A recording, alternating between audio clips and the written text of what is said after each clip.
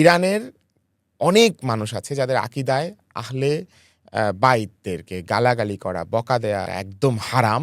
নবী করিম সাল্লাল্লাহু আলাইহি ওয়াসাল্লামের স্ত্রীদের ব্যাপারে, সম্মানিত আমাদের উম্মুল মুমিনিন আমাদের মায়েদের ব্যাপারে কথা বলা খুবই স্পর্শকাতরভাবে ধরা হয়। অনেক পরিশুদ্ধ শিয়া আছে, অনেক পজিটিভ টোনের মানুষজন আছে।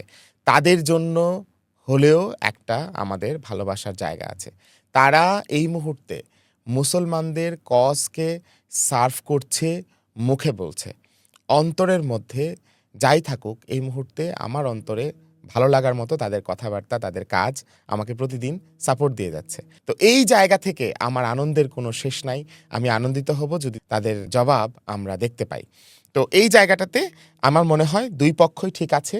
২ পক্ষকে তাদের কাজ করতে দিন। সমালোচনা না করে আপনি আপনার কাজটা করেন। এটাই হচ্ছে পারফেক্ট টোন। কারণ এখানে ইসলামে ইখতিলাফ হচ্ছে সৌন্দর্য। তো আপনি এই আলেমকে ওই আলেমের ভক্তরা গালি দিচ্ছে, ওই আলেমকে এই আলেমের ভক্তরা গালি দিচ্ছে। আপনি এইখানেই তো ইরান আর আমেরিকান যুদ্ধের মতো অন্যায়ের চেয়ে বড় অন্যায় করে ফেলতেছেন। তো এই জায়গাগুলোতে আমাদেরকে সফটলি দেখতে হবে। অবশ্যই আমরা কোনো পক্ষ এক্সট্রিমলি নিব না।